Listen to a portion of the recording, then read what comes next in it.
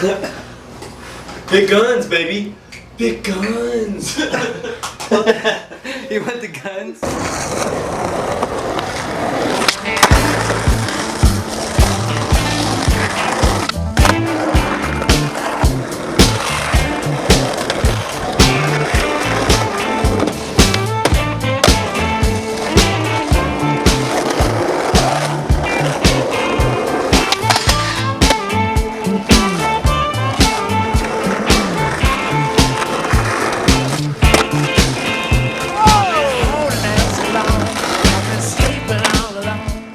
When MJ left, that was like such a heavy blow, you know? I mean, it was his company, it was his ideas, it was like, he was like the glue that kind of held the whole thing together, you know? When you start a company, or when you reach any sort of level of seniority, even within, even if it's not yours, you start becoming part of that. And, oh, how much is this guy paid, or that guy? And it's complex, because these are your friends, and it's just hard. And I know well what that was like, again, with World. And I remember talking with Marc of, gosh, whatever you do, your skating is first, and let the company structure pick up slack wherever you can, because it can get inside of you and it can poison your skating. Because with enjoi, like, who could Marc give those responsibilities to that thought truly like him, who could execute? And even if they could, how can you trust them? Because that's yours. And I remember getting that for a long time, that sense of weight on him. It was heavy. Like, I remember talking to Jerry, and it was like, that was it. We were all done. It was hard. And I remember Jerry was like, yeah, I talked to Ed. I'm going to ride for Toy Machine. I talked to Jason Adams, and he was like, yeah, I can get you on Black Label or something. And like, it was crazy, man. We were like right at the brink of like, that was it. Like, just everybody going our separate ways, you know? Well, obviously it was kind of devastating for everybody. For me personally, it was a real bummer. I was like in shock. When he told me, I was in a lot of shock, because I don't think he was really communicating to me that he was unhappy.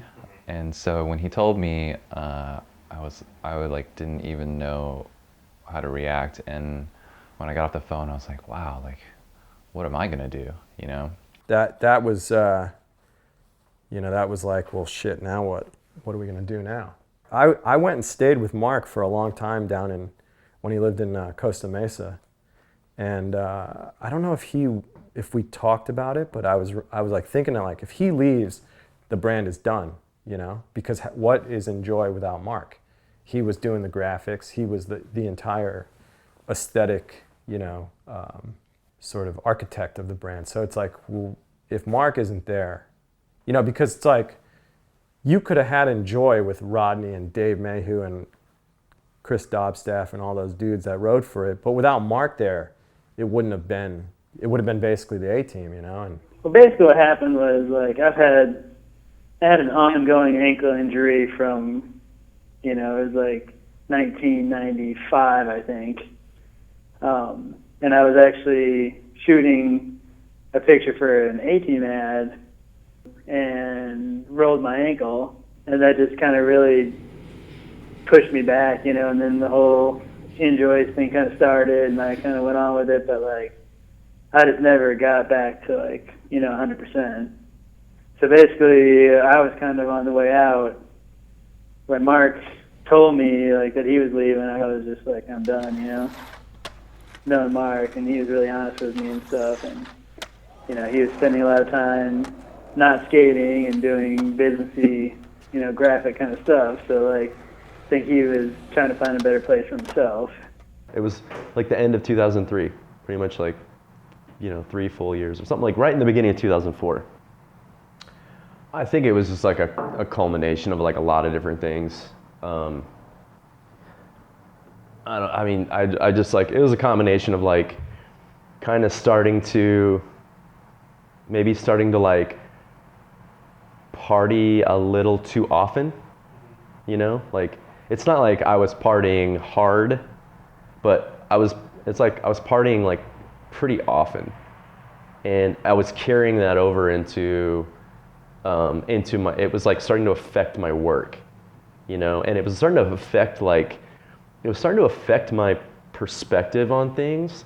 Fuck, I wish somebody would have pulled me aside and just like seriously like been like, this is what, you know, this is what's happening. This is how you fix it. I just feel like around that time, like I started looking at everything through this lens of like maybe being hungover or being like, just like, I don't know. It was just a lens of negativity. And I was like starting to like get bummed out on a lot of stuff, but only that I normally shouldn't have been bummed out on, you know? So I was just reacting to a set of situations in a certain way because I think I like was starting to drink a lot more. But at the same time, keep in mind, like, dude, I was 25. Yeah. Like, I was 25. So when I think of myself now at 25, let's just say I don't have a very good opinion of myself at 25. So to me, it's like a no-brainer. It's like, dude, you were a dipshit at 25. Like, you're kind of a dipshit now, so 10 years ago, you're a fucking dipshit.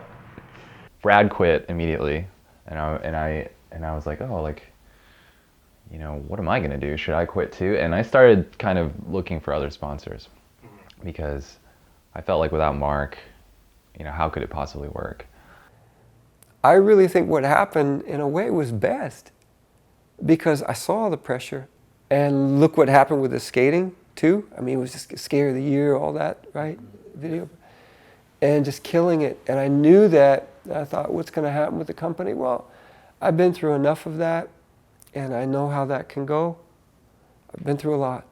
And what's most important in the end and through the time, I was like, these guys are my friends, and in the end what we all share more than anything, the permanence is our skating.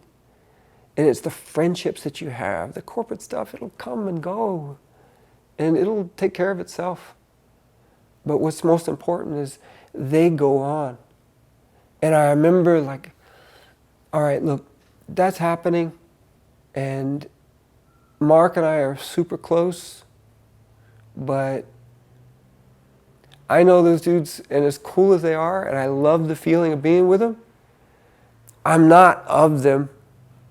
Like that group up there, they're gonna feel awkward with me, and I know. So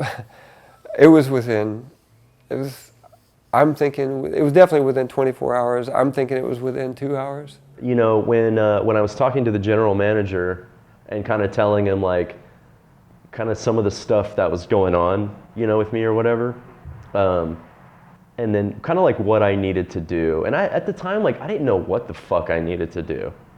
No, let's just say 0 coping skills. I don't know, I think maybe like the only thing I knew how to do going through like negative situations or going through like a rough patch in my life was to walk away. And I'm not saying it was like a shitty thing to do, and I'm not saying it was a great thing to do. It's just, I think maybe it was the only thing I fucking knew how to do, was just kind of like, like maybe hide or something, you know? Naturally, like I thought, seriously, at first, I was like, oh, like fuck, like if I leave, you know, they'll fold that brand. There was a little period of time where I was like, okay, I don't want to ditch these dudes.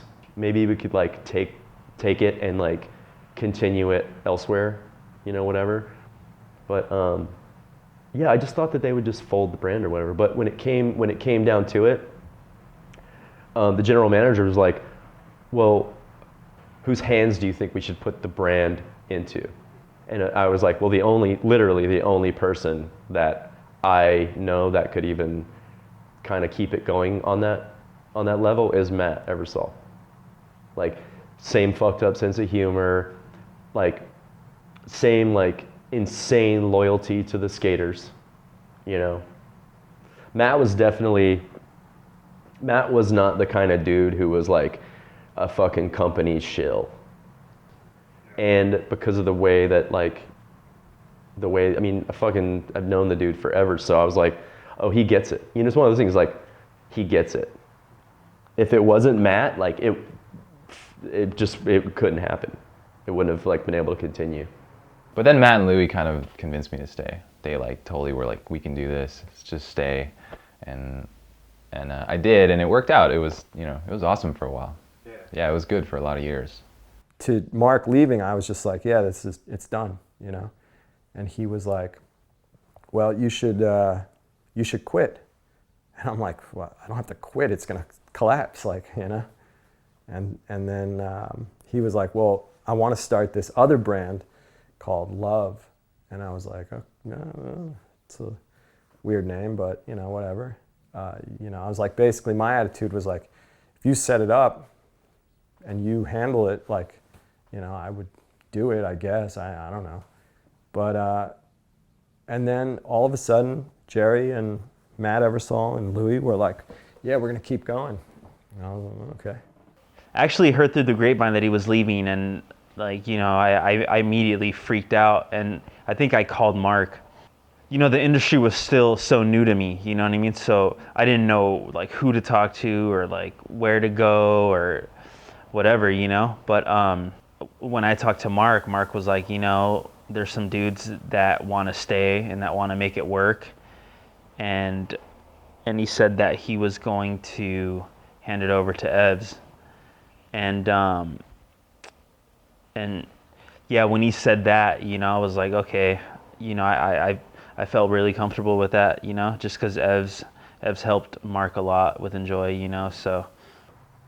I will say that those 2 years, like, those 2 years in San Jose, like 2000 to 2002, were fucking phenomenal.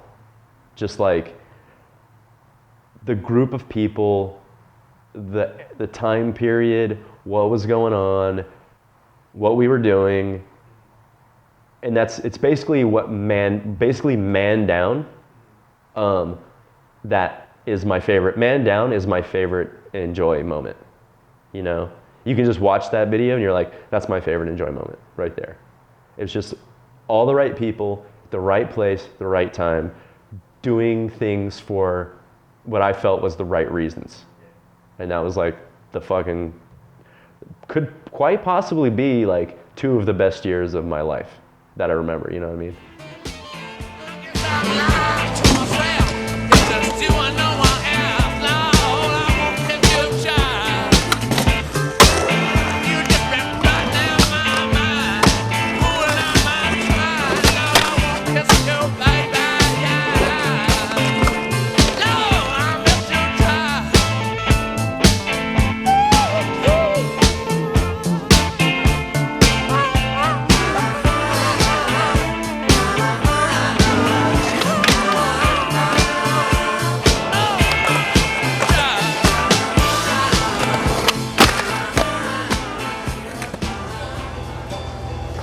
What are you looking at, man?